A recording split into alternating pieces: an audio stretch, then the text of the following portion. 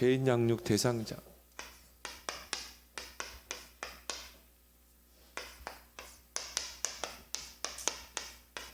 이게 중요하거든요. 이걸 통해서 이제 교회화 되는가 안 되는가, 또 확산되느냐 안 되느냐, 이 차이가 있죠. 그래서 이 개인 양육을 통해서 그리스도로 담난 제자로 세우고, 그리고 사명을 줘서 내가 처한 현장을 살리도록 해줘야 되는 것입니다. 그래서 제자라는 것은 그리스도로 완전 답이 나는 자, 이 사람 보고 제자라고 그러죠. 그래서 그리스도로 딱 답이 나면 이제 뭡니까? 팀 사역을 통해서 사명을 심어야 돼요.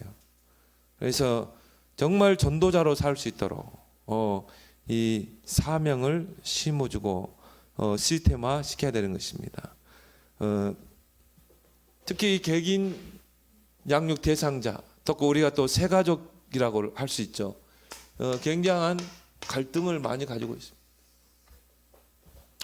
여러 가지 뭐 신앙적인 갈등, 또 세상에서 받삼고 살다가 또 이렇게 교회 오게 되면 그런 걸 끊어야 되거든요. 여기서 오는 그런 갈등들, 새가족들은 이런 것들이 많아요. 또 신앙적인 갈등, 남편과 또 시어머니, 뭐 종교가 다르면 당연히 갈등 오고, 제일 갈등 많은 게 아마 제사 문제일 것입니다. 이런 새가족들은, 특히 개인 양육 대상자들은 여러 가지 갈등으로 인한 이 고통의 문제들이 있거든요. 근데 이런 것들을 우리가 잘 설명을 해주고, 이런 갈등을 어떻게 극복해 나갈 수 있는가, 이런 비밀들을 성경에서 찾아줘야 되는 것입니다. 그래서 불신자들은 이런 인생의 고통이 오면 이 우상 찾아가잖아요. 그리고 뭡니까? 점쟁이 찾아가고, 또 한판 굿도 하고, 그리고 또 용하다는 사람 있으면 찾아가서 이 문제를 해결하려고 하죠. 또 뭐 부적을 사서 붙인다거나, 또 조상을 뭐 극진히 섬기거나, 이런 방법으로 이런 고통의 문제를 해결했다 이 말이에요. 근데 그게 해결되는 게 아니죠. 해결되는 것 같지만 성경은 더 심각한 문제가 온다 이 말이에요. 근데 당장은 뭔가 이렇게 찾아가면 시원한 뭐가 있잖아요. 무당 찾아갔는데요, 무당이 탁 이야기하면서 야 이렇게 저렇게 하면은 뭔가 시원한 그런 게 있거든요. 답이 없어도. 근데 이제 그런 걸 다 끊고 교회에 오게 되면 이제 새로운 갈등이 있는 것입니다.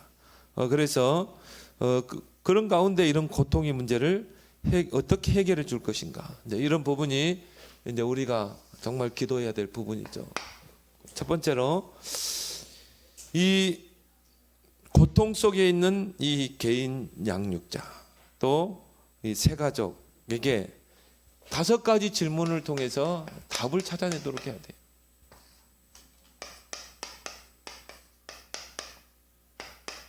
그 첫 번째가 뭡니까? 모든 고통이 언제 시작됐는가? 인간 세상에 이 고통이 언제 시작됐는가? 이런 근원적인 질문에 답을 찾도록 성경에서 답을 찾아야 돼요. 그래서 우리는 항상 메시지할 때 성경 말씀을 왜 대입을 하냐면은 성경의 답이 있거든요. 그래서 이 새 가족이 개인 양육 대상자가 말씀 속에서 답을 찾도록 해줘야 됩니다. 자, 이 고통이 언제 시작됐는가? 원래 우리 인간은 그런 고통 속에 살도록 하나님 짓지 않았잖아요. 하나님의 형상대로 하나님 안에서 참 행복을 누리고 에덴의 축복을 누리도록 지음받았는데, 그 시작이 창세기 3장이라. 이거를 여러분들이 어떻게 잘 풀어서 설명하느냐, 이 부분이 중요합니다. 그러니까 우회적으로도 이야기할 필요 없어요. 하나님이 따먹지 말라고 한 선악과를 따먹은 것이다. 하나님의 불신앙한 거다. 그래서 분명히 그 부분을 우회해서 설명할 필요도 없고요. 성경 그대로 이야기해 주면 돼요. 좀 깊이 들어가면 하나님과의 언약을 파기해 버린 것이다. 약속을 깬 것이다. 선악과를 먹지 말라고 했는데 뱀의 유혹을 받고 선악과를 따먹은 것이다. 그래서 언약을 파기한 거다. 또 우리는 또 불순종을 한 것이다. 불신앙. 그 결과 이제 어떻게 됩니까? 이 땅에 모든 이 고통이 오게 되죠. 인간사에, 여자에게 또 남자에게 또 열심히 땀을 흘려 농사를 지으면 가시만 남게 되고 엉겅퀴만 남게 되는 그러잖아요. 뭐 하면 된다, 할 수 있다, 막 최선을 다하는데 결국은 되는 것 같지만 무너져 버리잖아요. 그래서 모든 고통의 시작은 창세기 3장에서 시작됐다. 우리 잘 알죠. 그 부분을 우리가 어떻게 잘 풀어 설명하느냐가 중요해요. 근데 이 고통은 지금도 계속됩니다. 살아가는 그 삶 자체가 하나님 만나지 못하면 결국은 고통의 삶이에요. 여기 보면 부자가 나오죠. 이 고통의 문제를 해결하기 위해서 열심히 노력해서 돈을 벌었어요. 그렇게 해서 재산을 많이 모았다 이 말이에요. 그러면 그 사람이 정말 이 고통의 문제를 해결했습니까? 아니죠. 더 오히려 더 이 불행해지고 뭔가 행복이 없고, 그러니까 매일 술 친구 불러서 파티하고, 그렇게 해서 영원한 고통 속에 빠지게 되잖아요. 이 생에서 고통스럽게 살다가 결국은 하나님 믿지 않고 죽어서 영원한 고통 속에 빠지잖아요. 이걸 가지고 우리가 잘 설명. 이 사람이 정말 불쌍한 사람이다. 살아있는 동안에 하나님 만나야 되는데 결국 하나님 못 만나고 이렇게 살다가 죽어서까지도 고통 속에 떨어지는 것이다. 어떤 인생이 불행한 인생이겠냐. 나사로는 비록 거지지만 그래도 나사로는 얼마나 하나님 만난 인생이 아니냐. 이 둘 중에 누가 더 하나님 복을 받은 자냐 비교해 보시도록. 그래서 평생을 이 고통에 따라다니잖아요. 하나님 떠난 인생. 그래서 시편에 보면 이 시편 90편은 이 모세의 그런 시편이죠. 우리 인생이 70이면 80까지 살지만 그 모든 인생이 수고와 슬픔뿐이라고 그랬잖아요. 또 신속히 날아가니 금방 가잖아요. 그제 뭐 40대 같은데 50대, 60대 금방 가잖아요. 마음은 청춘인데 나이는 늙어가는 거라. 근데 그 인생이 수고와 슬픔뿐입니다. 하나님 떠나면 그런 인생을 살 수밖에 없죠. 그럼 왜 이런 고통이 시작되는가?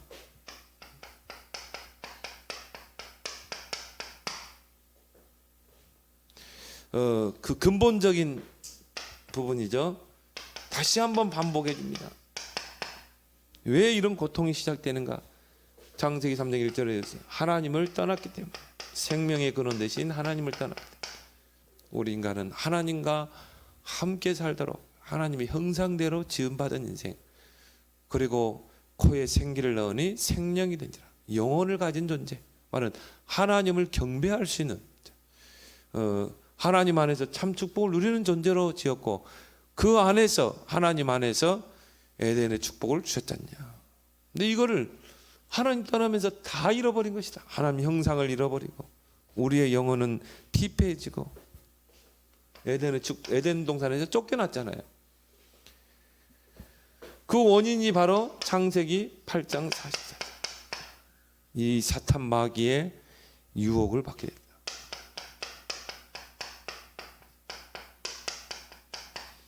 하나님을 대적하고 타락한 이 마귀의 그 유혹에 빠져서 선악과를 따먹는 그 죄를, 불순종의 죄를 범하게 됐다. 그 결과 어떻게 됐습니까? 에베소서 2장 1절에서 2절.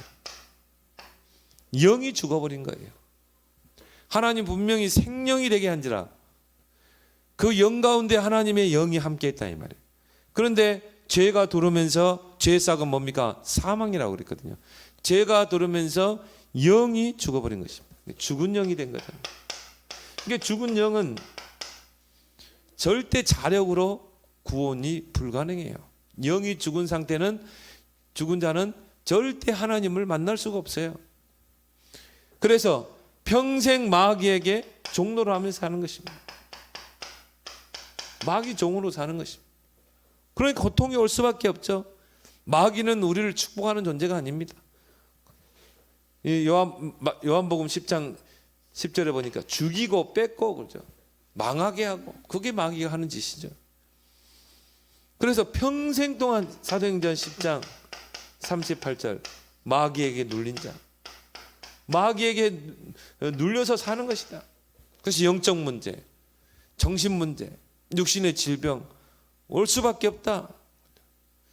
그래서 근본 문제를 그 원인자가 바로 사단 마귀라는 것을 우리가 성경 공부를 통해 또 팀 사역을 통해서 이거를 이야기해 줘서 내게 있는 그 고통, 이것이 결국은 하나님을 떠나서는 문제구나, 그 원인자가 사단 마귀구나, 이거를 알 수 있도록 해줘야 되는 것입니다.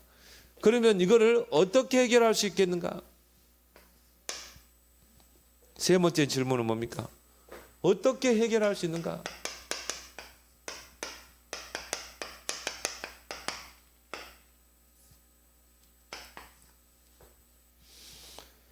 바로 요한일서 3장 8절 하나님의 아들이 오신 것은 마귀의 일을 멸하려 하십니다. 이 고통의 문제를 해결하기 위해서 예수 그리스도가 이 땅에 오셔서 십자가에 못 박히심으로 그 고통을 가져다니는 원인자 사탄의 권세를 깨뜨린 것이다. 그분이 그리스도다. 그리스도 안에서 이 고통의 문제가 해결되는 것이다. 너를 위한 대속물이 되셨다. 십자가의 대속물을 통해서 나의 모든 죄를 십자가에서 속죄하신 것이다. 단번에 죽으심으로, 십자가의 죽으심으로 우리를 죄에서 구원하여 내신 것이다. 베드로전서 3장 18절. 그러면서 하나님 만나는 길을 여신 것이다. 이때 이제 모든 게 회복되는 것입니다.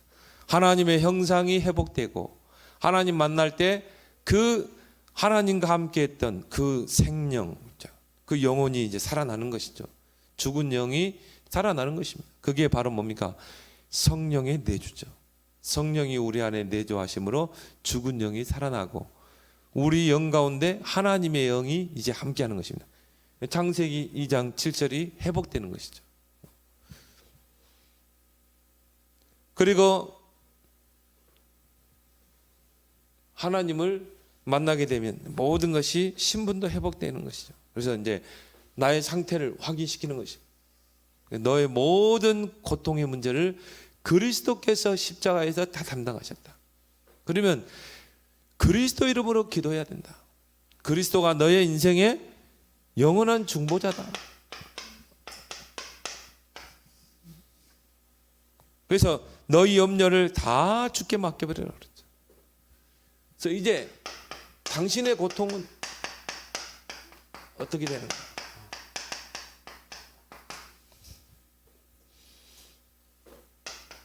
이사야 53장 5절 6절에 보니까 하나님께서 그 그리스도께 모든 죄의 짐을 다 담당시켰다 이 말이에요. 그래서 십자가 지심으로 우리의 모든 죄의 짐을 다 짊어지시고 십자가를 지신 것입니다. 그래서 세상 죄를 짊어지고 가는 하나님의 어린 양이라고 그랬죠. 저와 여러분들의 모든 짐을 다 짊어졌어요.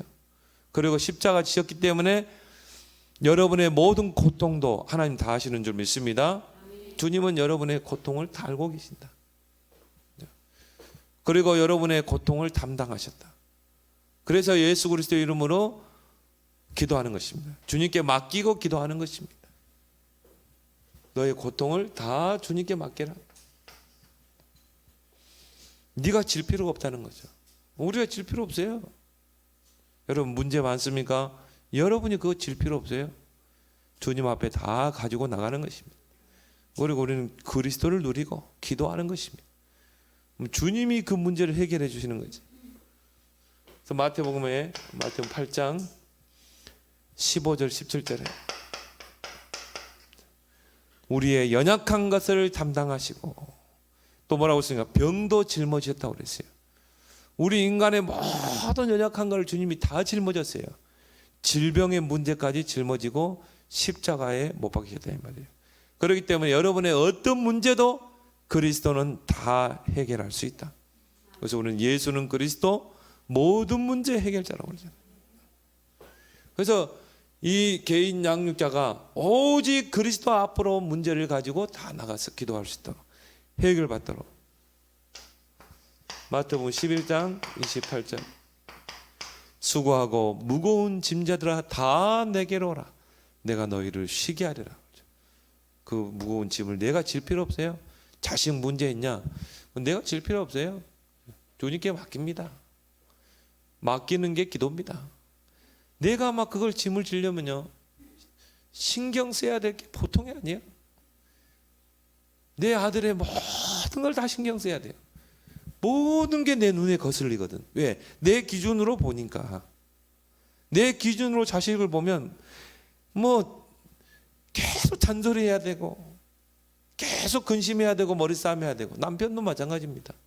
남편도요 내가 그 남편을 짊어지려고 하면 진짜 머리 터져가지고 못 살아요. 그건 다 주님께 맡게. 주님께 맡깁니다. 주님이 변화시켜 주세요. 주님이 성령으로 역사해 주세요. 나는 기도합니다. 더 누려야 돼요.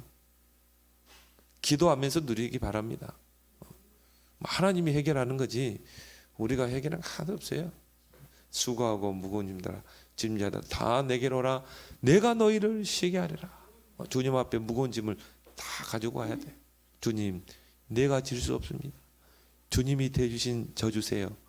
그리고 나는 가볍고 쉬운 멍에를 메려고 합니다. 그게 그리스도의 멍이잖아요. 우리가 메야 될 멍에는 따로 있어요. 세상에 그 무거운 짐 그게 아니라 그거는 내려놓고 주님 앞에 발 앞에 그건 주님이 지고 가야지. 우리는 뭘 줘야 돼요? 가볍고 쉬운. 그래서 예수님이 뭐라 했습니까? 내가 너에게 지어지는 그 멍에는 가볍고 쉬우니라. 여러분은 그리스도의 멍에 복음의 멍에를 매길 바랍니다. 가볍고 쉬워요. 그 말은 뭡니까? 그리스도의 복음만 붙잡고 가란 말이야. 가라 이 말이죠. 이 부분을 이제 잘 설명해서 정말 이 개인 양육자가 오직 그리스도 붙잡고 살 수 있도록. 그래서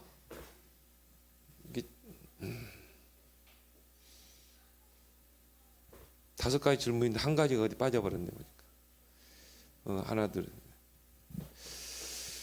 여기까지만 합시다. 그러면 자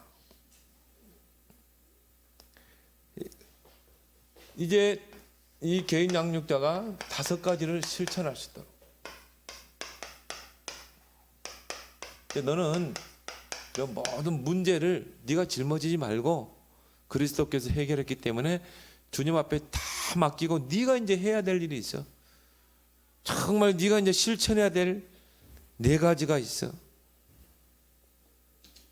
또 지금 한 개씩 빠졌어요. 뭔가 지금. 자, 네 가지. 다 수정합니다. 네 가지. 첫 번째. 자, 예배의 삶. 너는 예배에 성공해야 돼. 네가 하나님 자녀 됐다는 것은 예배 드릴 수 있는 자격이 주어진 것이다. 네가 해야 될 것은 바로 예배자로 서는 것. 그래서 하나님 누구를 찾고 계시느냐? 예배자를 찾고 계신다. 요한복음 4장. 하나님은 예배자를 찾고 계신다. 하나님 앞에 예배드리는 자, 하나님을 경배하는 자를 찾고 계신다. 그래서 여러분이 일주일에 한 분 정도는요 가정 예배를 드리세요. 가정 예배. 그래서 가정 예배를 정 없으면 한 명이라도 놓고 여러분 혼자 드려도 돼요. 그래서 가정 예배를 꼭 실천을 해라. 여러분이 가정에서 예배 드릴 때요 찬양하고 여러분이 성경 말씀 묵상하고 기도하고 헌금하는 그 시간이요 가문의 흑암이 무너지는 시간입니다. 왜 그렇습니까? 예배할 때 하나님이 임재하잖아요. 그래서 여러분 가정에서 자녀들하고 예배드리라니까요. 그 딱 처음에 시작할 때 대표기도 누구 딱 정해요. 그러고 나서 이제 뭡니까? 말씀 선포 돌아가면서 목사님 뭘 가지고 합니까? 강단의 말씀 가지고 하면 돼. 그리고 나중에 이제 헌금 시간. 그래서 뭐 1,000원이라도 딱 이렇게 헌금할 수 있도록 그렇게 해서 모아가지고 하나님께 헌금 드려보세요. 얼마나 하나님 기쁘시게 받겠습니까? 요한복음 4장 24절. 하나님은 어떤 예배자를 찾고 계십니까? 영과 진리로 예배드립니다. 개역성경에는 신령과 진정으로 예배할지니라. 개정성경에는 영과 진리로, 이게 잘 어떻게 보면 발음 번역이라 볼 수 있죠. 영으로. 그 말은 뭡니까? 성령을 힘입는 기도인 것입니다. 성령이 임재하는 기도인 것이 예배인 것입니다. 그래서 여러분이 예배를 놓고 기도를 많이 해야 돼요. 하나님, 성령이 임재하시는, 성령이 조명하시는, 성령의 인도받는 그런 예배가 되게 해 주옵소서. 성령께서 가르치고 생각나게 하고 깨닫게 하신다는데 성령께서 가르치고 생각나고 깨닫게 해 주십시오. 말씀 받을 때 진리의 예배, 하나님의 말씀의 진리, 그 말씀을 받는 시간, 진리 안에서 자유함을 얻는 시간. 여러분이 진짜 진리의 말씀을 받게 되면 자유함이 생깁니다. 모든 묶인 것이 다 풀어지게 돼 있어요. 여러분이 강단 말씀 듣다가 탁 은혜 받을 때 있죠. 이때 진리의 말씀이 나를 살리는 것입니다. 모든 묶인 것이 다 풀어지는 것입니다. 그래서 영과 진리로 예배드리라.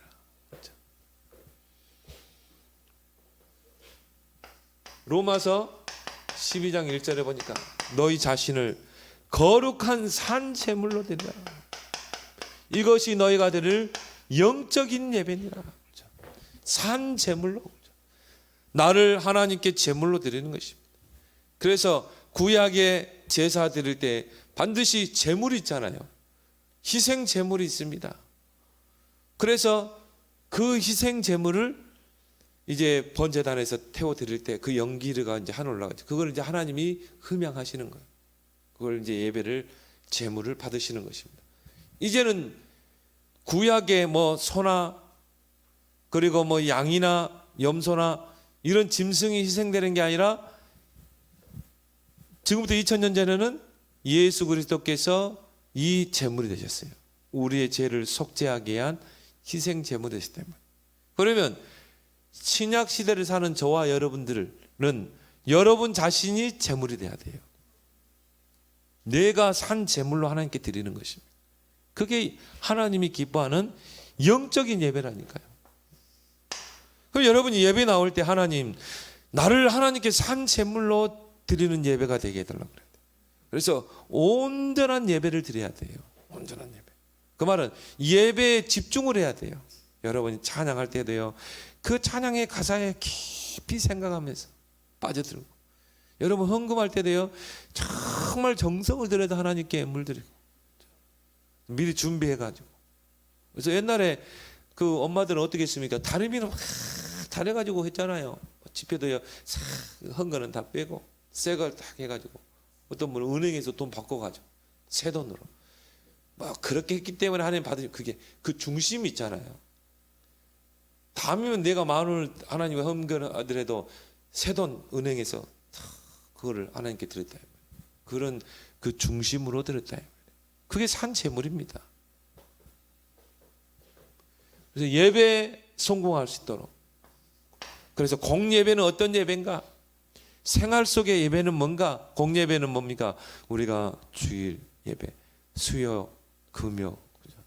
공예배는, 생활 예배는 우리가 생활 속에서 가정에서도 들을 수 있고, 나 혼자도 정시 예배 들을 수 있고, 직장에서도 들을 수 있고. 이 예배를요 잘 가르쳐서 하나님은 지금 예배자를 찾고 있다는 거. 그래서 예배에 승리하도록 이 개인 양육자들이 예배의 우선순위를 둘 수 있도록 해줘요. 두 번째 뭡니까? 말씀 속에 탁 들어갈 수 있도록. 그래서 하나님의 말씀은 요한복음, 마태복음 4장 4절에 영혼의 양식이다. 그래서 하나님 말씀을 통해서 영적 성장이 이루어집니다. 그래서 신령한 젖이라고 그랬죠. 말씀은 젖이다. 갓난아기가 젖을 먹고 쑥쑥 성장하는 것처럼 우리가 하나님의 말씀을 계속 먹어야 돼요. 이게 신령한 젖이 돼가지고, 신령한 젖을 사모하라고 그랬죠. 하나님 말씀을 사모해야 돼. 하나님 말씀을 묵상하고 하나님 말씀을 듣고 사모해야 돼요. 왜? 하나님은 인간을 떡으로만 사는 존재로 창조한 게 아니라 하나님의 말씀으로 사는 존재로 지었기 때문에, 그래서 말씀을 늘 가까이 하고 말씀 듣는 자리에 있도록, 그래야 이게 영혼의 양식이 돼서 영적 성장이 이루어지는 것입니다. 그래서 이 성경 공부 모임에 꼭 참여하도록. 네가 성경 공부를 해야 돼. 너는 이제 이 하나님 자녀로 다시 태어났어. 너는 영적으로는 갓난아기와 같아. 그래서 네가 말씀의 양식을 먹고 성장이 이루어져야 된다. 이제 너하고 일주일에 한 번 만나자. 그렇게 해서 네가 성경을 공부해야 된다. 그렇죠? 그게 이제 다락방이잖아요. 그래서 이 말씀 양육에 계속 참여할 수 있도록 해줘야 된다. 그래서 이 세 가족이 이런 이 다락방에도 참여하고 또 예배에 승리할 수 있도록, 왜? 말씀을 계속 받아야 되기 때문에. 또 구역에도 참여할 수 있도록, 또 집회에도 참여할 수 있도록. 제대로만 개인 양육을 하게 되면 초신자들이 전에 보니까 막 세 가족, 화요 집회 다 따라붙더라고요. 제대로 딱 양육되니까. 이런 질문에 대한 답을 찾아내고 정말 이걸 실천하게 되면 새신자가 바로 제자가 됩니다. 뭐 20년, 30년 그게 아니에요. 바로 새신자가 바로 제자 될 수 있어요. 재생생까지 이루어내는 것입니다. 그래서 하나님의 말씀이 얼마나큼 능력이 있는가? 시편 19편 7절에 우리의 영혼을 어떻게 해요? 소성시킨다. 살린다 이 말이에요. 소성시키나이다. 그래서 정말 영혼이 강건하게 되도록. 내 영혼이 강건하면 모든 게 잘 되게 돼요. 여러분 영혼이 힘을 얻으면요, 막 기도할 힘이 생깁니다. 믿음이 생깁니다. 도전하게 됩니다. 말씀이 얼마나 능력이 있는가를 설명해 줘야 되겠죠. 히브리 4장 12절에 하나님 말씀은 살아있고 운동력 있다. 좌우의 날쌘 검이다. 혼돈 관절 골수를 다 찔러 쪼개고 마음과 생각까지 다 바꿔버리는 것입니다. 말씀의 능력. 그래서 생명력. 말씀은 생명력이 있다. 살아있고 활력이 있다. 레마라 이 말이에요. 레마. 그래서 이 개인 양육자 세 가족이 정말 이 말씀 속에 들어가세요. 혼 뭡니까? 정신 문제, 숨겨진 정신 문제 있거든요. 치유되고, 영적인 문제, 관절 골수, 육신의 질병까지 다 치유하는 능력입니다. 말씀 운동하다가 막 치유되는 이 증거들이 나타나죠. 그래서 말씀을 사모할 수 있도록. 그러면서 뭡니까? 이 개인 양육자들이 정말 이 기도 속으로 들어가도록. 이게 모든 갈등을 극복해내는 방법이거든요. 그래서 조금이라도 갈등할 수 있는 기회를 차단시켜줘야 돼요. 여러분도 마찬가지죠. 여러분이 기도하지 않고 은혜 속에 들어가서 집안에 팍 앉아있으면, 멍 때리고 있으면요, 온통 게 갈등거리. 자식도 갈등거리, 남편도 갈등거리, 시어머니도 갈등거리, 돈 걱정. 아예 미래, 아주 오지 않았는데 미래 가까이 당겨가지고 고민하고 근심하고. 사단이 막 우리 마음과 생각 속에 미사일로 불화살 계속 쏴댑니다. 그래서 성경에 보니까 미사일을 쏜다고 그랬어요. 그래가지고는 완전히 나를 완전히 문제 속에 파묻혀 살도록. 그럼 그 심령이 어떻게 되죠? 죽는 심령이지. 그 영혼이 어떻게 되세요? 영혼이 죽은 영혼이라니까요. 그러니까 이런 갈등 속에 빠져들지 않도록 예배에 막 참석해, 전화해가지고 빨리 예배 들어와야 돼. 응? 빨리 구역 예배 와. 성경 공부 계속, 좀 영적으로 심각한 사람은 매일 찾아가야 돼요. 매일 찾아가죠, 성경 공부. 그렇게 해서 이런 갈등할 수 있는 것을 다 차단을 시켜줘야 돼. 그리고 뭡니까? 기도에 대해서 설명해야지. 기도가 뭔가? 하나님과 대화, 하나님과의 소통, 하나님과의 호흡이다. 호흡 끊어지면 죽어. 기도는 호흡이야. 그래서 기도를 잘 설명해 줘야 된다. 기도는 호흡이다.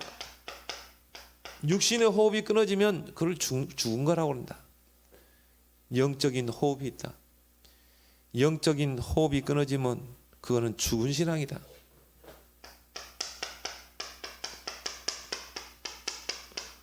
기도 안 한다. 이건 죽은 신앙입니다. 기도하지 않으면 절대 성령이 역사하지 않아요. 기도하지 않으면 천사가 동원될 필요가 없죠. 기도하지 않으면 보좌의 능력이 있을 필요가 없어요. 그 죽은 신앙이죠. 그래서 기도는 호흡이야. 이걸 잘 설명해 줘서 이 개인 양육자가 기도의 삶을 누릴 수 있도록, 그래, 정시 기도는 뭔가, 무시 기도는 뭔가 잘 설명해서 기도의 삶을 살도록 해줘야 되는 것입니다. 기도는 소통이다. 하나님과 소통하는 게 바로 기도다. 그래서 너희가 내 이름으로 무엇이든 구하면 시행하겠다. 하나님과 소통하는 것. 소통이 끊어지면 어떻게 됩니까? 단절이 되죠. 부부간에도 소통이 끊어지면 단절하게 돼요. 자식간에도 마찬가지. 그래서 기도는 소통이다. 내가 하나님께 늘 휴대폰을 켜놓는 것이다. 그래서 하나님과 늘 대화하는 것이다. 너는 사람과 대화를 많이 하려 하지 말고 하나님과 대화를 많이 해라. 이거를 막 설명해 줘야 돼요. 그래서 무시로 24시간 하나님과 소통할 수 있도록. 기도는 영적인 과학이다. 기도할 때 반드시 일어나는 일이 있다 이 말이에요. 마태복음 12장 28절에 내가 하나님의 성령을 힘입어 그랬죠. 성령이 나왔죠. 귀신을 쫓아내는 악한 영들이 결박되죠. 하나님의 나라가 임하였느니라. 기도는 영적인 과학이란 말은 뭡니까? 기도할 때 성령이 역사하죠.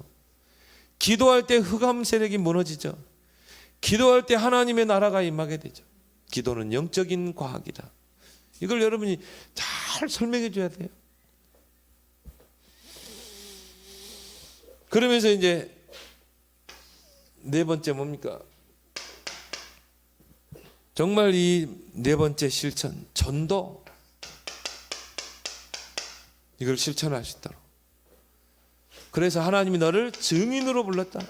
이제 너는 증인의 삶을 살아야 된다. 너를 구원하신 그 하나님 예수 그리스도의 증인. 그래서 뭐라고 했습니까? 오직 성령이 너에게 임하면 땅 끝까지 증인이 되리라고 그랬거든요. 되거라가 아니죠. 이미 구원받은 자는 증인이에요. 그래서 내 인생의 스토리가 있어야 되는 것입니다. 내 인생의 비포와 AD가 있어야 되는 것입니다. 예수 믿기 전에 나는 이런 사람이었다. 예수 믿고 나서 나는 이런 사람이 됐다. 그 인생 스토리의 핵심은 그리스도. 그렇죠? 그 비포와 AD의 핵심이 그리스도 아닙니까? 그리스도 주전, 주후. 내 인생의 비포가 있어야 된다. BC가 있고 AD.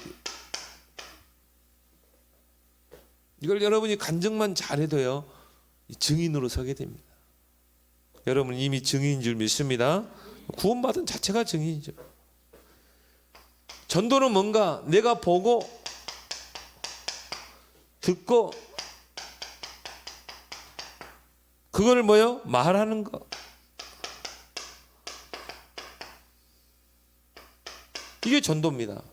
그래서 베드로가 사도들과 함께 법정에 섰잖아요. 유대 법정에 섰을 때 사도행전 4장에 도무지 예수 그리스도의 이 복음을 전하지 말라고 막 위협하잖아요. 바리새인 유대 종교 지도자들이. 그때 베드로가 뭐라고 했습니까? 하나님 앞에서 너희 말을 듣는 것이 옳으냐? 하나님 말씀을 듣는 게 옳으냐? 우리는 보고 들은 것을 말하지 않을 수 없다. 그러면서 내게 능력 다른 이로서는 구원을 얻을 수 없나니 천하 사람 중에 구원 얻을 만한 다른 이름을 그리스도 외에는 주지 않았다. 자, 증인은 뭐라고요? 보고 들은 것을 말하라. 여러분이 강단에서 복음을 듣고 또 훈련 속에서 복음을 들었다 이 말이에요. 그러면 이걸 확인해야 돼요. 야, 불신자가 이렇게 살아가고 있구나. 복음 없으면 이런 고통 속에 살아갈 수밖에 없구나. 그거를 말하는 것. 그래서 내게 있는 것으로 네게 주는 예수 그리스도의 이름으로 일어나 걸어라 했잖아요. 이게 전도입니다. 그래서 훈련이 필요한 거죠.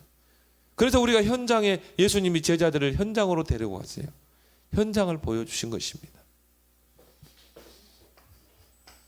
전도 합숙에 가면은 전도 합숙 받는 중에 일주일 받잖아요.